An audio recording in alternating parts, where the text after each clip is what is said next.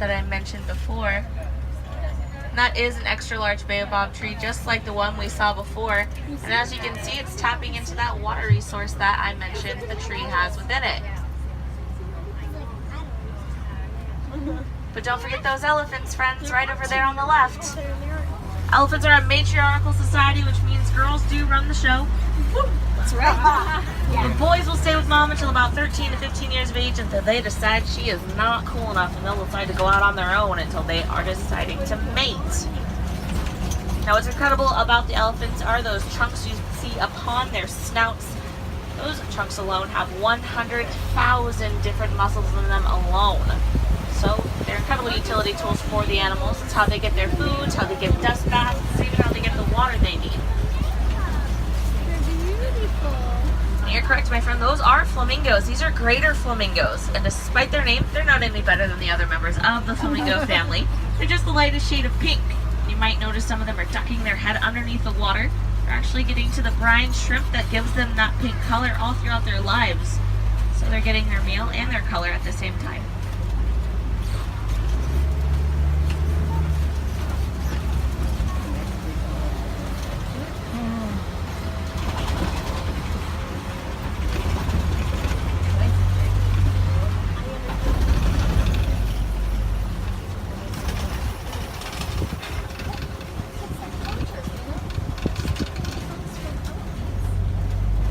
Right now we are heading into an area that has had some very impressive cheetah spottings in it. Yay. So we're going to go ahead and continue through, keep our eyes on the tree line as we get on over.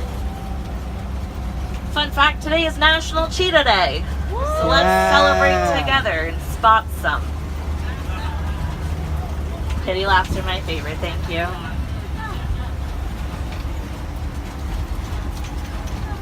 Alright, my friend, let's go ahead and keep those eyes on the trees. See if we can see them together.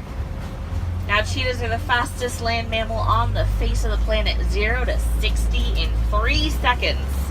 Which is incredibly fast. There's no way you can outrun them unless you're in a very fast car. But 60 miles per hour, if you think about it, is as fast as an average car can go on the American freeway. We can see some right up there in the tree line to the top right hand corner. Looks like 2 of them are going to be taking a snooze. I don't see them. Now those spots do help them blend in with the trees in the shady areas. I think they must be behind this tree, on the other tree. Now they can't hold that 60 miles per hour for very long though, only a few minutes. Just long enough to tucker out their prey, and by that time they're pretty tired themselves. They're able to attack and have a nice nap. Passing them is always good news because that means we're entering into big cat country, and these Kopi rocks look like a fantastic hangout for the lion. Woo. Now lions are known to spend 16 to 20 hours per day sleeping. The rest of the time is spent looking for food. Same. Now lions are hunters, and female lionesses are the primary hunters of the pride. Males will stick behind to take care of the babies or whoever is too young to go hunting. Yeah? Go ahead and continue forward. Now, since they do spend so much time asleep, they need to fill up their tummies while they can within those few hours that they are awake. We're going to see the female lioness on the very tip tops of those Kopis. Now, their metabolism is like a furnace. They're able to gorge themselves on multiple large meals within a short period of time, and then go back to sleep. Way up top, Mom. Way super up top. Yep, there he is. Male lion's going to be right at the bottom, female lioness at the tip top.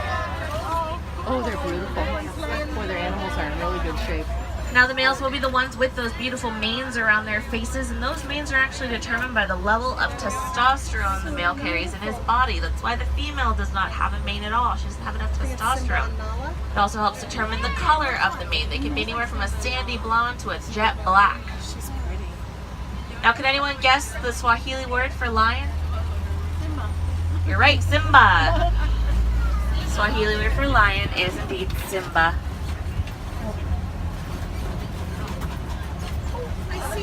We do have some warthogs over here on our left-hand side. Now, despite what they look like, the warthogs are actually not related to those domesticated piggies you would find on a farm. They use their razor sharp tusks to go ahead and dig burrows and give themselves mud baths. Oh, the Zebras are just zebra. We're going to be coming across both zebra and ostrich over here, sandwiched in between. Now, first is those ostrich over here on our right-hand side. Those are the largest bird on the planet. They can be 6 feet tall and 300 pounds. They can't fly a single inch in the air, though, only run. Those long legs will take them 40 miles per hour, and they'll use their wings as direction changers. We're going to be coming across some addax and some zebra. I'm going to talk about the addax before we head on through. Now, the addax are desert-dwelling animals. They're over here on our right-hand side. Addax can go almost their entire lives without a single drink of water. To get the water they need to survive from the plants that they eat. Of course, those zebras were right next to us on the left. They look like they'd be related to a horse, but they're actually related to a donkey, even better.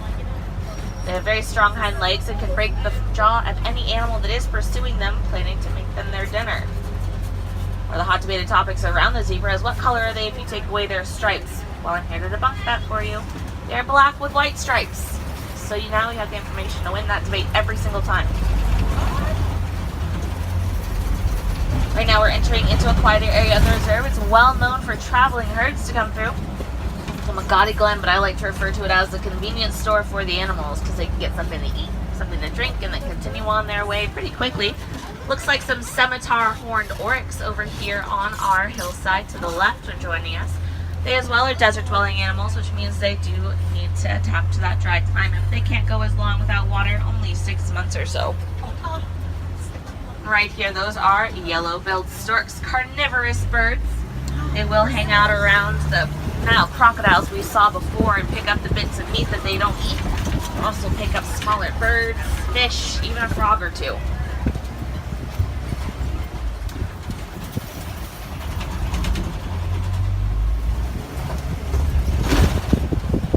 Now some sad news, my friends. As I round this corner, it does mean I have to take you on back towards the village, which means our safari is coming towards an end. 13 weeks does fly by when you're learning about animals, doesn't it? Now I sure do hope you leave my safari maybe learning something that you did not know about before, maybe got closer to an animal that you thought you could ever